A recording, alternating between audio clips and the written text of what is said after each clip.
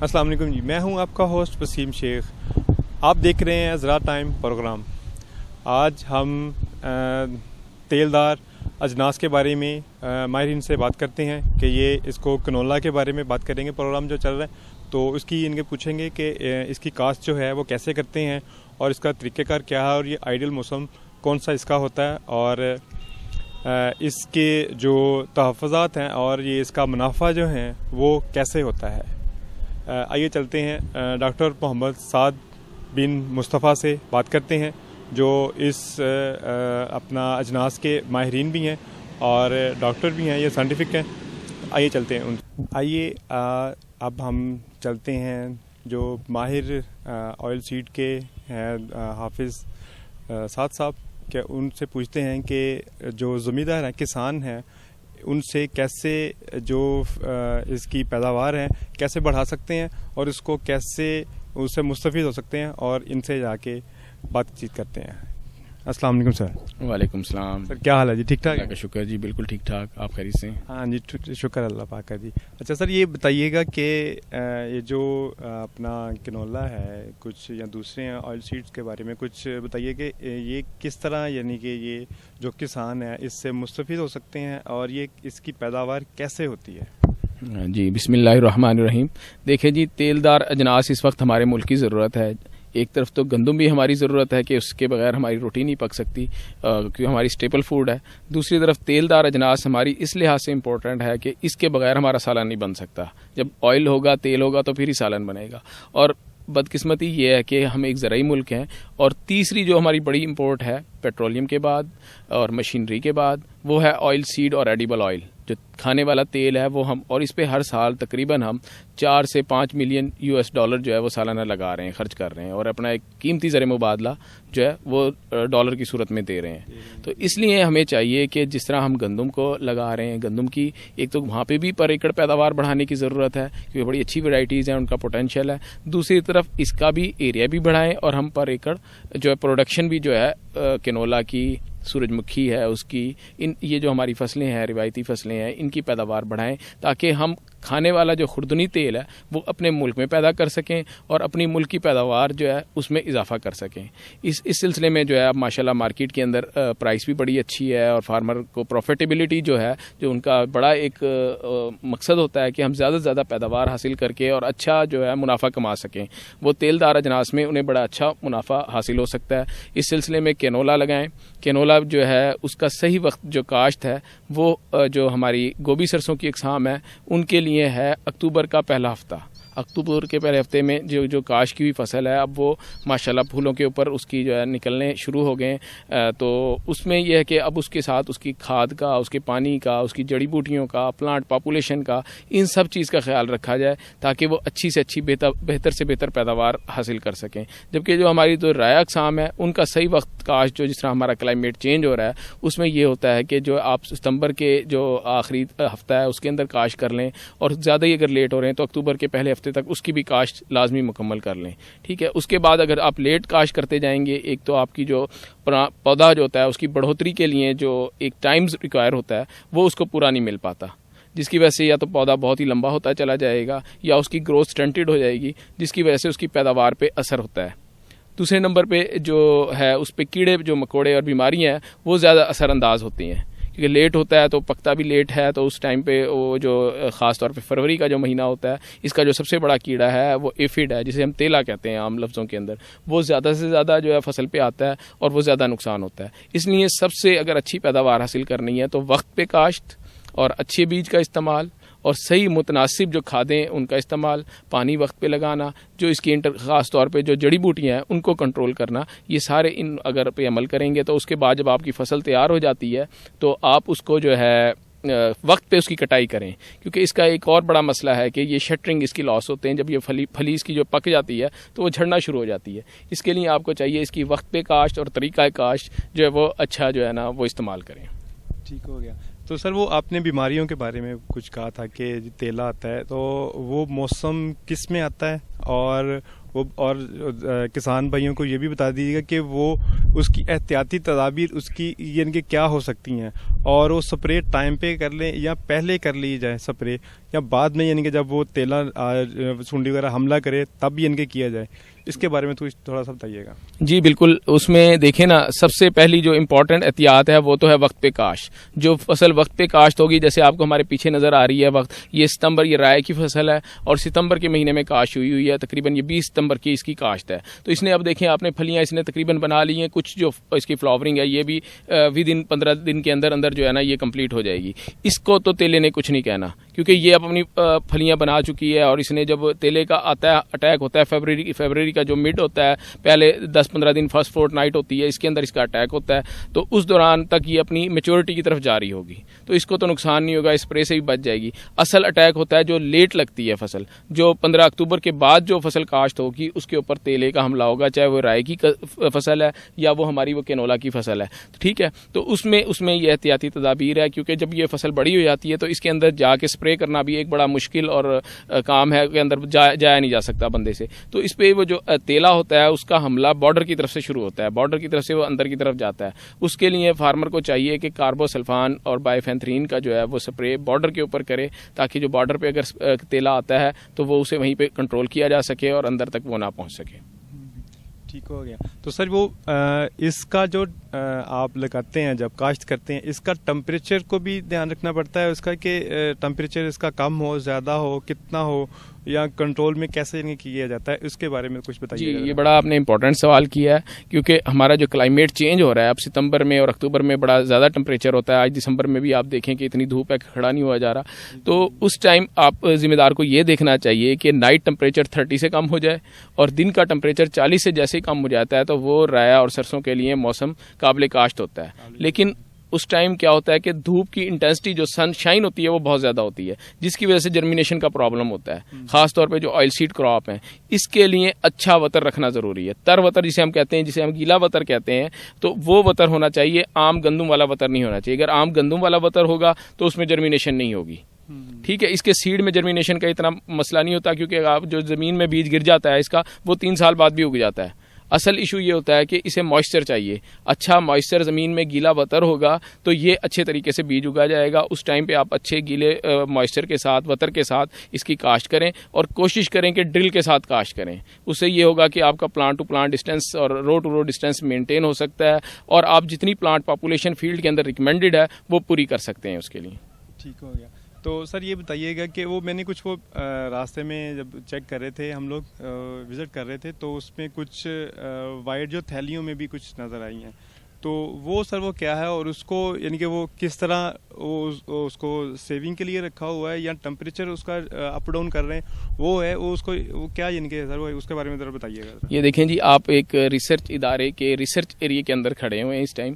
یہاں پہ مختلف ورائٹی ڈیولپمنٹ کے مختلف مراحل سے پہ کام ہو رہا ہے اور مختلف اسپیکٹ پہ ہم کام کر رہے ہیں. جب ایک ہم ورائٹی کراپ کی بناتے ہیں، اس میں کم از کم بھی 12 سے 15 سال لگتے ہیں. ٹھیک ہے. یہ پورا پروسیجر کرنے کے لیے، اس کے لیے ہم شروع کے اندر ایسے پودے سلیکٹ کرتے ہیں جس طرح کی ہمیں ورائٹی چاہیے ہوتی ہے. ٹھیک ہے. پیرنٹس ہم سلیکٹ کرتے ہیں، ان کی آپس میں کراسز، اپنی آرٹیفیشل کراسز کرائی جاتے ہیں. تو وہ جو کور کیا گیا ہے تاکہ اسے فارن جو جس طرح انسیکٹ ہوتا ہے، ہنی بی ہوتی ہے، وہ آ کے اس کو پولینیٹ نہ کر سکیں، ہم اپنی مرضی سے پولینیٹ کرا کے اسے کور کر دیتے ہیں. اس کے بعد اس کی نیکسٹ جنریشن آتی ہے، اس میں سے جو ہم پھر آگے سلیکشن کر کے آگے جاتے ہیں. جو سیکنڈ اس کی جنریشن ہوتی ہے اس میں ہم میکسیمم سلیکشن کرتے ہیں کہ وہاں پہ میکسیمم ویریشن آتی ہے. تو اس میں سے پھر آگے یہ 7-8 سال تک یہ پروسیس چلتا ہے، جو ہم پیور لے کے آنے کے لیے، ایک پیورٹی جو اور ہمارے ڈیزائر کریکٹر ہوتے ہیں کسی ورائٹی کے لیے، وہ 7 جنریشن تک ہم لے کے جاتے ہیں. اس کے بعد پھر ہم اس کے جو ہے نا ییلڈ ایویلیوشن اور باقی کوالٹی کریکٹرسٹکس اور یہ سارے ساتھ چلتے رہتے ہیں. اس کی انٹمولوجیکل اسٹڈیز، پیتھولوجیکل اسٹڈیز، پھر جا کے 15 سال میں اس کے باقی لیگل فارمیلٹیز پوری کرنے کے بعد ایک ورائٹی بنتی ہے. اس وجہ سے وہ ورائٹی جو پرانی ورائٹیز ہوتی ہیں اس سے بہتر ہوتی ہے، کیونکہ وہ چینجنگ کلائمیٹ کے ساتھ ساتھ اپنی اڈاپٹیبلٹی اور اپنا جو ویگر ہے، ییلڈ فیلڈ پوٹینشیل ہے اس میں وہ بہتر ہوتا ہے. ٹھیک ہو گیا. تو سر آپ کہہ رہے ہیں کہ ان کا جو کیٹ ایریا ہے جو اپنا 7 جنریشن ہے وہ یعنی کہ آپ یعنی کہ کہہ رہے ہیں کہ 7 سال کا کہہ رہے ہیں آپ, یا کوئی یعنی کہ فکس یعنی کہ وہ جو ہوتا ہے وہ یعنی کہ کیا وہ مینشن کرتی ہے؟ جی, کراسنگ کے بعد 7 جنریشن تک ہم اسے لے کے جاتے ہیں, اور 7 سال ہر سال ہر اس کی جو جنریشن ہوتی ہے اس کی پراپر ایویلیوشن ہو رہی ہوتی ہے, اور اس میں سے سلیکشن اور ریجیکشن چل رہی ہوتی ہے ساتھ ساتھ. اس میں ہماری فیلڈ کی بھی جو ڈیٹا ہوتا ہے وہ بھی ہوتا ہے, لیبارٹری کے انالیسز بھی ہوتے ہیں, انسیکٹ پیسٹ کا اٹیک بھی ہوتا ہے, بیماریوں کے خلاف ہوتے مدافعت بھی ہوتی ہے. یہ سارے کوالٹی یعنی ہم اسے کوانٹیٹیو اور کوالیٹیٹیو جو اس کے کریکٹرز ہیں اس کی جو ہم پراپر ایویلیوشن کر رہے ہوتے ہیں. پھر وہ F7 کے بعد جا کے وہ پھر فیلڈ کے اندر ایویلیوشن کے لیے جاتی ہے, اس کی ییلڈ کا جو ہے کمپیریزن ہوتا ہے, جو اس ٹائم چیک ہوتے ہیں اور یہ پوٹینشیل ویرائٹیز ہوتی ہیں ان کے ساتھ ان کا کمپیریزن ہوتا ہے. اگر وہ اس سے زیادہ پیداوار دیں, اس سے زیادہ اس کی کوالٹی اور باقی کریکٹر اچھے ہوں, پھر وہ آگے ریکمنڈیشن کے لیے جاتی ہے کہ ویرائٹی اپروول کے پروسیس میں. اچھا سر, وہ ہم نے اسٹارٹ میں دیکھا تھا کہ اپنا نیٹ میں کچھ ہے فصل لگی ہوئی ہے جی, تو سر وہ یعنی کہ وہ کیا ہے, وہ ریسرچ ایریا میں ابھی وہ انڈر پروسیس ہے یا وہ ہو چکی ہوئی ہے؟ وہ اس کے بارے میں کچھ ناظرین کو بتائیے گا کہ وہ سر وہ کیا ہے. اس میں دیکھیں جی 2 طرح ہیں. ایک جب ویرائٹی بن جاتی ہے نا تو اس کا سیڈ بھی ہم نے آگے مدر سیڈ یا فاؤنڈیشن سیڈ جسے ہم پری بیسک سیڈ کہتے ہیں وہ بنانا ہوتا ہے. اس کے لیے ہم آئسولیشن کے اندر BNS سیڈ بناتے ہیں تاکہ اس سے ہم آگے ملٹیپلائی کریں اور آگے اس کو سیڈ کمپنیز ملٹیپلائی کر کے فارمر تک اس کی سیڈ کی پیورٹی جو ہے وہ مینٹین رہ سکے, تاکہ اس میں آ کے کراسنگ ہنی بیز اور یہ دوسری چیزیں وہ کراس نہ کر سکیں. ایک تو ہمارے جو ٹنلز لگے ہیں وہ اس حوالے سے لگے ہوئے ہیں کہ اس کے اندر ہم BNS بریڈر نیوکلس سیڈ اسے کہتے ہیں وہ بنا رہے ہیں. وہ پیورسٹ سیڈ ہوتا ہے کسی بھی ویرائٹی کا, اس سے آگے جتنی بھی جنریشن سیڈ کی بن رہی ہوتی ہیں وہ اس سے بننی ہوتی ہیں. دوسرا ہمارا اس میں ہائبرڈ ڈیولپمنٹ پروگرام بھی چل رہا ہے جس میں ہم ABR لائن سسٹم کے ذریعے کینولا کے ہائبرڈ بھی بنا رہے ہیں. وہ ہائبرڈ کی بھی جو مینٹیننس ہے ABR کی وہ اس کے اندر ہو رہی ہے تاکہ ہم اس سے اچھے ہائبرڈ جو ہے بنا سکیں, اور ہم نے بڑے اچھے ہائبرڈ بنائے ہوئے ہیں. لیکن ابھی ہماری جو ویرائٹیز ہیں کینولا کیونکہ ایک قدرتی ہائبرڈ ہے, اس کے اندر پوٹینشیل اور وگر اللہ تعالیٰ نے قدرتی طور پہ ہائبرڈ کے مطابق رکھی ہوئی ہے, یہ بڑی اچھے پرفارم کر رہی ہیں. اس لیے ہم OP ویرائٹیز کا بھی سیڈ فارمر کو دے رہے ہیں تاکہ وہ آسانی اور سستے داموں سے اسے خرید سکے اور اسے لگا سکے اور اچھی پیداوار حاصل کر سکے. ٹھیک, تو سر اب یہ بتائیے گا کہ اس کا جو بیج ہے جو سیڈ ہے اس کا وہ ہم لوگ ہائبرڈ کرتے ہیں تو اگر جو فارمر ہے وہ کیسے یعنی کہ لگائے گا کہ اس کو ان کا سیو کرے گا یا وہ پرچیز کرے گا اور کہاں سے کرے گا, اس کے بارے میں تو کچھ بتائیے گا ذرا. جی, بہتر تو یہی ہے کہ ذمہ دار کو چاہیے ہر سال نیا سرٹیفائڈ سیڈ لے جس پہ اپنا فیڈرل سیڈ سرٹیفکیشن کا ٹیگ لگاؤ, وہ سیڈ لے. وہ آپ کو پنجاب سیڈ کارپوریشن کے دفاتر سے بھی مل جائے گا. اس کے علاوہ جو پرائیویٹ سیڈ کمپنیز جو ملٹیپلائی کر رہی ہیں ان کے پاس سے بھی وہ سیڈ مل سکتا ہے, وہ لے کے لگائیں. اگر کوئی فارمر ایسا ہے کہ وہ خود لگانا چاہتا ہے, کیونکہ ہمارے پاس بھی اس کا سیڈ ہوتا ہے وافر مقدار میں پری بیسک سیڈ, اچھے پروگریسو فارمر ہمارے سے بھی لے کے جاتے ہیں. اگر وہ یہ چاہتا ہے کہ میں اپنا بیج رکھنا چاہتا ہوں تو ایسے کھیت کے اندر نہ لگائے جدھر پچھلے سال جو ہے نا براسیکا لگا ہو. بالکل ایسے نئے فیلڈ میں جہاں پہ 2-3 سال سے براسیکا نہیں لگا اس فیلڈ کے اندر اسے وہ ویرائٹی لگانی چاہیے تاکہ پودے نیچے سے نکل کے جو پچھلے سال بیج گرا ہوا تھا وہ اگ کے اسے کنٹامینیٹ نہ کر سکیں. دوسرا اس کو پیورٹی اس کی مینٹین رکھنی چاہیے. اس کے اندر جو اگر آف ٹائپ کوئی پلانٹس ہیں تو اس کو نکال دینا چاہیے, ٹھیک ہے. اور ایسے بیمار پودے جو ہیں ان چیزوں سے اور بیماری سے اسے محفوظ کر کے اس سیڈ کو جب وہ ہارویسٹ کرے گا تو 8% اس کے اندر مائسچر ہونا چاہیے. اس کے بعد کسی بھی اچھی خشک اور ٹھنڈی جگہ پہ اسے اسٹور کر سکتا ہے. ٹھیک ہو گیا. تو سر وہ یہ بھی بتائیے گا کہ جو کاشت کی جاتی ہے فصل تو اس کا جو رقبہ ہے وہ منیمم کتنا ہو اور میکسیمم کتنا یعنی کہ ہو سکتا ہے, یہ اس کے بارے میں ذرا بتائیے گا. یہ دیکھیں جی, یہ تو فارمر کی اپنی اس پہ ڈیپینڈ کرتا ہے کہ اس کے پاس کتنا رقبہ ہے. جو چھوٹا ذمہ دار ہے عام طور پہ آپ دیکھیں ہمارے ملک کے اندر 80% سے زیادہ ذمہ دار ایسے ہیں جو 5 ایکڑ جن کا رقبہ ہے یا اس سے بھی کم ہے, ٹھیک ہے. تو زیادہ ہمارے چھوٹے ذمہ دار ہیں, انہوں نے اپنی ضرورت کے مطابق لیکن لگائیں ضرور. اگر گندم لگا رہے ہیں تو ساتھ کینولا بھی لگائیں. اگر خاص طور پہ جو شوگر کین کے ذمہ دار ہیں وہ اس کے اندر ستمبر کاشت شوگر کین ہے اس کے اندر اس کی انٹر کراپنگ کرے. اس سے ایک تو ان کی جو فصل ہے گنے کی وہ کورے سے محفوظ رہے گی, دوسرا اس کی اچھی اضافی ایک اسے پیداوار حاصل ہو جائے گی اور گھر کا تیل بھی حاصل ہو جائے گا. لیکن اس کے لیے جو کم دورانیے کی فصلیں ہیں جیسے ہماری آری کینولا ہے, UF11 ہے, توریا کی اقسام ہے, ان کو کاشت کیا جائے. زیادہ لمبے دورانیے والی فصلوں جو قسمیں ہیں انہیں کاشت نہ کیا جائے اس کے اندر. تو ہمیں کس سے زیادہ پروفٹ مل سکتا ہے جو کسان خوشحال بھی ہو جائے اور اس کو پروفٹ بھی زیادہ ہو جائے اور مارکیٹ میں اچھے داموں سیل بھی ہو جائے اس کو اور صارفین جو ہیں وہ بھی اچھا یہ نہیں کہہ رہے ہیں، وہ اس کے لیے کون سی سجیسٹ کریں گے؟ اس کے لیے جی دیکھیں، ہم نے کینولا اقسام کے اندر ہمارے پاس سپر کینولا، ساندل کینولا اور اب رچنا کینولا جو ہے یہ بڑی اچھی معیار کی فصلیں ہیں اور قسمیں ہیں، اور انہوں نے جو نیشنل کمپیٹیٹیو ہے انہوں نے ہائیبرڈ سے بھی اچھی پیداوار حاصل کی ہے. تو یہ اقسام جو ذمہ دار لگا رہے ہیں اور بڑی اچھی پیداوار لے رہے ہیں، لیکن اقسام کے ساتھ ساتھ اس کی ریکمینڈڈ پروڈکشن ٹائم ٹیکنالوجی جو ہے، خاص طور پہ سوئنگ ٹائم ہے، اس میں فرٹیلائزر کا پلان ہے، ایریگیشن ہے، پلانٹ پاپولیشن ہے، جڑی بوٹیوں کا کنٹرول ہے، ان چیزوں کو بھی مد نظر رکھے، پھر ہی وہ اچھی پیداوار اس سے حاصل کر سکتا ہے اور اچھا منافع جو ہے وہ اس سے زیادہ سے زیادہ کما سکتا ہے. تو سر یہ جو آپ فصل کے بارے میں بتا رہے ہیں، یہ پنجاب میں زیادہ ہے یا پاکستان میں، یعنی کہ کس کس جگہ پہ یعنی کہ یہ کاشت کی جا سکتی ہے؟ اور یہ بھی بتا دیجیے کہ آئیڈیل، یعنی کہ وہ تو بتا دیا آپ نے کہ جی آئیڈیل موسم کون سا ہونا چاہیے. پنجاب میں زیادہ یعنی کہ اگر ہوتی ہے تو اس کا کیا ہوگا، اور اگر وہ دوسرے صوبوں میں یعنی کہ ہوگی، پاکستان کی بات کر رہا ہوں، تو دوسرے صوبوں میں اگر وہ ہوگی تو وہ اس کا یعنی کہ وہ کیا اپنا موسم ہوگا اور کیسے یعنی کہ وہ ہوگی؟ وہ یہ دیکھیں جی، یہ جو ویرائٹیز اپروو ہوتی ہیں تو ان کی پورے پاکستان کے اندر 2 سال ایویلیویشن ہوتی ہے. اس میں اگر یہ اچھی پرفارمنس کرتی ہیں تو پھر اس کے بعد ہی اپروول کے مراحل میں جا سکتی ہیں. یہ ویرائٹی پورے پاکستان میں کامیابی سے کاشت کی جا سکتی ہیں. اس میں بارانی ایریاز بھی ہیں اور جو ہمارے اریگیٹڈ ایریاز ہیں اس میں بھی کاشت کی جا سکتی ہیں. پنجاب تو آلریڈی آپ دیکھیں کہ یہاں پہ ہر فصل جو ہے وہ زیادہ لگ رہی ہے اور یہاں پہ زیادہ ایریا انڈر کلٹیویشن ہے. جو چولستان کا ایریا ہے وہ بھی خالی پڑا ہے، اس میں آپ جو رایا کی اقسام ہے اسے زیادہ سے زیادہ کاشت کر کے وہاں پہ ایریا جو ایکسپینڈ کر سکتے ہیں. اس طرح بلوچستان میں آپ دیکھیں بہت سارا ایریا جو ہے ہمارا وہ ابھی بیرن پڑا ہے، ادھر کچھ نہیں لگایا جاتا، تو وہاں پہ بھی اس کو تھوڑی سی مینجمنٹ کے ساتھ جو ہے نا، اس کو ہم رائے کی جو قسمیں انہیں لگا سکتے ہیں. اسے پانی بھی کم چاہیے ہوتا ہے، مینجمنٹ بھی اسے کم چاہیے ہوتی ہے، اسے لگا سکتے ہیں. اسی طرح جو سندھ کے ہمارے جو ایریاز ہیں ان میں بھی جو ہے اس کی کاشتکاری کی جا سکتی ہے. خاص طور پہ جو ہمارے خالی ایریاز پڑے ہیں، بیرن پڑے ہیں ابھی جہاں پہ کاشتکاری نہیں ہو رہی، انہیں یوٹیلائز کیا جائے. اسی طرح ہمارے اگر آپ دریا جہلم کے ساتھ جائیں تو کافی سارا ایریا ایسا ہے جو بھی ورجن پڑا ہے، وہاں پہ کچھ کاشت نہیں ہوتا، تو ان جگہوں پہ بھی آئل سیڈ کراپس کی کاشت کی جائے اور اس طرح اس کا ایریا بھی بڑھے گا اور پروڈکشن بھی بڑھے گی. اس میں ہمیں ہمارے ملک میں جو ہے جو پروڈکشن ہے اس میں اضافہ ہوگا اور ہمارا جو قیمتی زر مبادلہ ہے وہ بچے گا. ٹھیک ہو گیا. تو سر یہ بتائیے گا کہ اس کو اپنا جو ریسرچ ایریا ہے آپ یعنی کہ جیسے کر رہے ہیں، تو اس میں کچھ اسٹوڈنٹس جو ہیں وہ سیکھنے کے لیے بھی آتے ہیں، تو وہ کس طرح یعنی کہ وہ ان کو آپ گائیڈ کرتے ہیں؟ یعنی کہ گائیڈ سے مراد ان کو کیسے یعنی کہ بتایا جاتا ہے کہ جی ایسے ہے، ایکسپیریمنٹ کر کے کرتے ہیں یا لیب میں یعنی کہ کرتے ہیں، پریکٹیکل یعنی کہ کیسے ان کو کیا جاتا ہے؟ اور ان کی کلاسز بھی ہوتی ہیں؟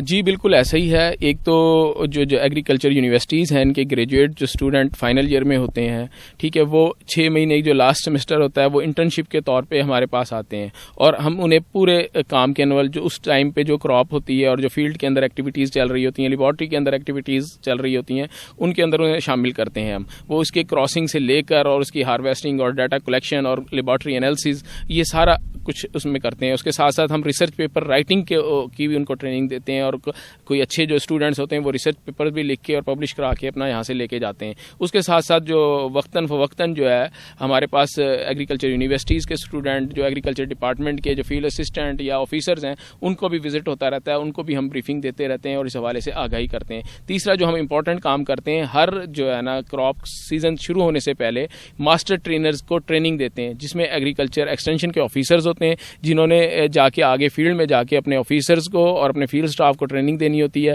اور وہ فارمر کو جا کے دیتے ہیں.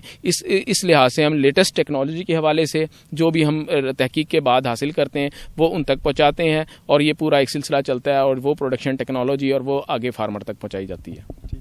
تو سر یہ بھی بتائیے گا کہ جو آپ ریسرچ کر رہے ہیں سر، وہ کچھ آپ ٹریننگ کے لیے باہر ممالک بھی جاتے ہیں یا باہر سے کچھ آتے ہیں؟ تو اس کے بارے میں کچھ بتائیے گا.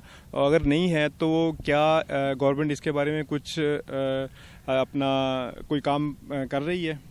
جی اس سلسلے میں بہت زیادہ تو ہم نہیں کہہ سکتے کہ بہت زیادہ ٹریننگز ہوتی ہیں، لیکن کچھ نہ کچھ جو ہے نا ٹریننگز باہر لوگ چلے جاتے ہیں کمپٹیشن کے بعد یا گرانٹ حاصل کریں. اس میں کچھ مشکلات ہیں، NOCs لینی پڑتی ہیں اور بہت سارے پرابلمز ہیں، لیکن پھر بھی کوئی نہ کوئی جو ہے نا وہ جاتا ہے. اور ابھی ایک گورنمنٹ نے ایک پروجیکٹ بھی دیا ہے ٹریننگ کے حوالے سے، سائنٹسٹ کی ٹریننگ کے حوالے سے کہ ان کو باہر ٹریننگ دی جائے. اور فارن سے بھی لوگ ہمارے پاس، ٹرکی سے بھی ہمارے پاس ڈیلیگیٹ آتے ہیں، ارجنٹینا کے بھی ایمبیسیڈر ہمارے پاس آئے تھے وزٹ کر کے کے گئے ہیں, اور اس طرح چائنیز جو لوگ ہیں وہ بھی ہمارے پاس وزٹ پہ یہاں پہ آتے ہیں, وزٹ کر کے ان کے ساتھ ہماری میوچل کولیبریشن کچھ نہ کچھ حد تک چلتی ہے. لیکن اس کو مزید اسٹرینتھن کرنے کی ضرورت ہے. جس طرح ایڈوانس کنٹریز ہیں وہ ایڈوانس پروڈکشن ٹیکنالوجی اور ایڈوانس خاص طور پہ میکانائزیشن کے حوالے سے, اور جو ایڈوانس جینیٹ بریڈنگ ہو رہی ہے اس کے حوالے سے جو سائنٹسٹ جو ہیں اس میں پاکستان کے سائنٹسٹ میں کمی ہے, ان کو وہ اپرچونٹی حاصل نہیں ہے. تو اس کے لیے گورنمنٹ کو چاہیے کہ اس کو مزید اسٹرینتھن کیا جائے, اور جو ایگریکلچر سائنٹسٹ ہیں ان کو بھی فورن ٹریننگ کے لیے جو مراحل ہیں اس کو آسان کیا جائے,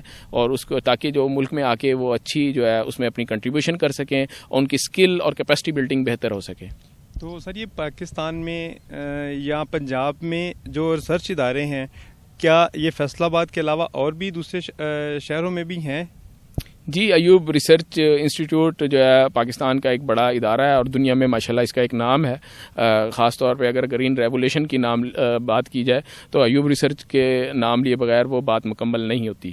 تو اس کا جو ہے نا پورے پنجاب کے اندر مختلف جو ہے ہر فصل کے اوپر اس کا ایک ادارہ ہے. گندم کا الگ ادارہ ہے, کپاس کا الگ ادارہ ہے, رائس کا الگ ادارہ ہے, آئل سیڈ الگ ہے, ویجیٹیبل الگ الگ انسٹیٹیوٹس ہیں پورے, اور انسٹیٹیوٹ کے آگے پھر اسٹیشن اور سب اسٹیشن ہیں جو پورے پنجاب کے اندر ہیں. ٹھیک ہے, تو وہ ہر آپ کو بہاولپور میں بھی اسٹیشن اور انسٹیٹیوٹ ملے گا, رائس کا کالا شاہ کاکو میں ہے, میز کا سائیوال میں ہے. اسی طرح مختلف علاقوں میں اس کے سب اسٹیشن اور اسٹیشن بھی موجود ہیں. جس طرح ہم اگر آئل سیڈ کی بات کریں تو ہمارا ایک اسٹیشن بہاولپور کے اندر ہے, ایک خانپور کے اندر ہے, اور ایک سب اسٹیشن ہمارا پپلا میاں والی کے اندر ہے. ٹھیک ہو گیا. تو سر یہ جو آپ جو بیج ہے یہ آپ باہر سے بھی منگواتے ہیں یا اپنا یہیں سے یعنی کہ کرتے ہیں, کوئی ہائبریڈ وغیرہ یہیں سے یعنی کہ وہ کر رہے ہیں, بنا رہے ہیں آپ؟ اور دوسرا یہ کہ ہم لوگ اگر وہ اتنی یعنی کہ ہماری ہے کہ ہم لوگ باہر ایکسپورٹ کر سکیں. دیکھیں جی, پہلے تو آپ کا جو پہلا کوشچن ہے کہ بریڈنگ کے حوالے سے, کیونکہ ہمارا کلائمیٹ جو ہے نا وہ ڈفرینٹ ہے دنیا سے. وہاں پہ بڑا ٹھنڈا کلائمیٹ ہے آسٹریلیا میں, کینیڈا میں. آسٹریلیا کچھ حد تک ملتا ہے لیکن اس طرح ہارش نہیں ہے جس طرح ہمارا ہے ٹمپریچر. تو وہ ورائٹیز یہاں پہ آ کے اس طرح اچھے سے طریقے سے پرفارم نہیں کر سکتی جس طرح جو ہماری لوکل جو ڈیولپمنٹ ہوگی. ٹھیک ہے, جرم پلازم ہم ایکسچینج کرتے ہیں, اس میں سے جو کریکٹرز اچھے ہوتے ہیں وہ ہم یہاں پہ انکارپوریٹ کر سکتے ہیں, لیکن ٹوٹل بریڈنگ ہمیں اپنے لوکل مٹیریل پہ کرنی پڑتی ہے جو اس ہائی ٹمپریچر کے اندر اچھا پرفارم کر سکے اور اس کلائمیٹ میں جو ہے اچھی ییلڈ پیداوار دے سکے ذمہ داروں کو. تو اس حوالے سے سارا ہمارا جو مٹیریل ہے, چاہے وہ ہم براسیکا کینولا پہ کام کر رہے ہیں, مسٹرڈ پہ کام کر رہے ہیں, سن فلاور کے ہم ہائبرڈ ڈیولپ کر رہے ہیں, وہ بھی لوکلی ہم نے ان بریڈ لائنز ڈیولپ کی ہیں. اسی طرح سویابین جو ہے وہ بھی ہم لوکلی اس کی بریڈنگ کر کے ورائٹیز بنا رہے ہیں تاکہ وہ ہمارے کلائمیٹ کو اچھے طریقے سے اس میں اڈاپٹ کر سکے اور اچھی پیداوار دے سکے. تو یہ تو ہمارا اس کے بریڈنگ کے حوالے سے. دوسرا آپ کا ہے ایکسپورٹ کے حوالے سے. پہلے جیسے میں نے بات کی, ابھی تو ہم جو ہے نا صرف باہر سے آئل اور جو ہے نا یہ آئل سیڈ جو ہے امپورٹ کر رہے ہیں, اور دوسری طرف ہم ایک جو کراپ ہے تل جسے ہم کہتے ہیں سیسمی, تو وہ ہم ایکسپورٹ کرتے ہیں. وہ بھی ہم پاکستان میں بڑی اچھی اس کی پیداوار لے رہے ہیں. تو وہ جو ہے ہم صرف وہی استعمال کرتے ہیں جو ہمارے نانوں پہ تل لگتے ہیں یا بسکٹس میں بیکری آئٹمس میں لگتے ہیں. باقی تل جو ہے ہم ایکسپورٹ کرتے ہیں. لاسٹ ایئر ہم نے تقریباً 14 ارب روپے کے جو تل تھے وہ ایکسپورٹ کیے اور ایک قیمتی ذرائع مبادلہ اس سے کمایا. سر یہ ہارویسٹنگ کے بارے میں بتائیے گا کہ یہ کس طرح گرتی ہے, اس کے بارے میں کچھ کسانوں کو جو اچھی ان کی معلومات مل جائے اس کے بارے میں کچھ بتائیے گا ذرا. جی بالکل, جب دیکھیں یہ فصل پک جاتی ہے اور پھلی پک جاتی ہے, پھلی بنی اسے ہم سلیک کہتے ہیں, تو یہ جھڑنا اگر بہت زیادہ پک جائے تو اس کے بعد یہ جھڑنا شروع ہو جاتا ہے. اور خاص طور پہ جو ہمارے ہارویسٹنگ ہے, اگر ہم ہارویسٹنگ صحیح طریقے سے نہ کریں تو اس سے بہت زیادہ لاس ہوتا ہے. یہی وجہ ہوتی ہے, بہت سارے ذمہ دار کہتے ہیں جب میں نے فصل میری تھی تو بڑی اچھی تھی لیکن پیداوار کچھ بھی نہیں آئی, میری 15-12 من آئی, میں تو سوچ رہا سی میری 25-30 من آنی ہے. تو وجہ یہی ہوتی ہے کہ ہوتی ہے اس کی جو ہے نا آدھی سے زیادہ جو ہے فصل وہ زمین میں گر جاتی ہے اس کی. ٹھیک ہے, تو اس کے لیے یہ ہے کہ بہتر ہے کہ آپ میکانائزڈ ہارویسٹنگ کریں, لیکن وہ وہی کر سکتا ہے جو بڑا ذمہ دار ہے. چھوٹے ذمہ داروں کو اس کے لیے کیا چاہیے, جو 1-2 ایکڑ والے ہیں, وہ جب کینولا یا رائے کی فصل 60 سے 70% یا زیادہ سے زیادہ 80% تک جب اس پہ پھلیاں جو یہ پھلیاں براؤن ہو جائیں تو اس کو کاٹ لیں. کاٹ کے اسے کسی پکی جگہ پہ یا ترپال پہ اسے رکھا جائے تاکہ وہ جو ہے ادھر اگر جھڑتی ہے تو بعد میں اسے جھاڑو سے اکٹھا کر کے کیا جا سکے. جبکہ جو بڑا ذمہ دار ہے 5 ایکڑ کا ہے یا اس سے بڑا ذمہ دار ہے جو عام گندم والا کمبائن ہارویسٹر ہے, اس سے جو ہے اس کی کمبائن ہارویسٹنگ کرے, اس سے اس کے منیمم لاسز ہوں گے. اس میں اس نے یہ کرنا ہے کہ پودوں کی تعداد تھوڑی زیادہ رکھنی ہے. عام طور پہ جو ہوتا ہے ہم کہتے ہیں 60 سے 70,000 पौधे होने चाहिए फी एकड़ के अंदर, उसे ये चाहिए 80 से 90,000 पौधे करे, ताकि वो आपस में पौधे एक दूसरे के साथ जुड़ जाएं और जो हवा वगैरह अगर आंधी चलती है उससे वही लेना। तो जब वो 90% से ज़्यादा पक जाएंगे तो उस टाइम वो कंबाइन हार्वेस्टर की मदद से उसकी वो जो हार्वेस्टिंग करेगा, तो उसको एक तो लेबर चार्जेस उसके बचेंगे, दूसरे नंबर पे कॉस्ट उसकी जो है वो कम हो रही है, तीसरे टाइम जो है ना वो बड़ा 1 घंटे के अंदर आपका जो है ना 2.5 एकड़ का 3 एकड़ का फॉर्म जो है वो आराम से उससे कंबाइन हार्वेस्ट से हो जाता है, ठीक है। और मौसमी हालात से वो फसल बच जाती है और आप टाइमली उसे मार्केट के अंदर ले जाते हैं, क्योंकि कंबाइन हार्वेस्टर जब चलता है पौधे पे तो जैसे ही वो टच करता है पौधे को अंदर ले लेता है, ठीक है। तो वो ज़ाया नहीं होता, आपका लॉस मिनिमम उससे होते हैं और आप अच्छी उससे पैदावार अपनी जो है ज़ाया होने से बचा सकते हैं और पैदावार अच्छी ले सकते हैं। इसलिए जो बड़े जिम्मेदार हैं उन्हें कोशिश करनी चाहिए वो कंबाइन हार्वेस्टर की तरफ आएँ, कंबाइन हार्वेस्टर से ही इसकी हार्वेस्टिंग करें। जबकि छोटे जिम्मेदार को ये चाहिए जो कंबाइन हार्वेस्टर अरेंज नहीं कर सकता वो अपनी फसल को काट के किसी पक्की जगह पे या तरपा फील्ड में ना छोड़े, क्योंकि फील्ड में अगर बारिश आ गई फिर भी उसकी गिरनी है, और ख़ास तौर पे जब उसे उठा के वो लेके जाएगा थ्रेशर तक तो वो सारी पीछे उसका कीड़ा होता जाएगा, क्योंकि उस टाइम फसल फुल पकी होती है। तो इसलिए उसे चाहिए कि वो उसे किसी पक्की जगह पे रखे जहाँ पे अगर कोई गिरती है झड़ती हुई है तो वो बाद में इकट्ठा करके उसे साफ कर सके। ठीक हो गया सर, बहुत शुक्रिया आपका, आपने कीमती टाइम दिया और किसान भाइयों को बहुत अच्छी मालूमात मिली, उनको हर चीज़ का पता लग गया हुआ। मेरा ख्याल है कि अभी जो सवाल हैं कोई उनके जो पूछने वाला हर एक का जवाब दे दिया हुआ है डॉक्टर साहब ने। और जो भी आपके इसके अलावा कोई अगर ज़हन में कोई सवाल आता है तो वो अयूब रिसर्च तहकीकाती इदारा में डॉक्टर साहब से रब्ता कर सकते हैं। नीचे स्लाइड पे नंबर और वेबसाइट उनकी और इनके जो कॉन्टेक्ट नंबर हैं वो नज़र आ रहे हैं आपको नाज़रीन को। तो उम्मीद करता हूँ कि आपको काफ़ी अच्छी वीडियो लगी होगी। वसीम शेख को दी इजाज़त। अस्सलाम वालेकुम रहमतुल्लाह।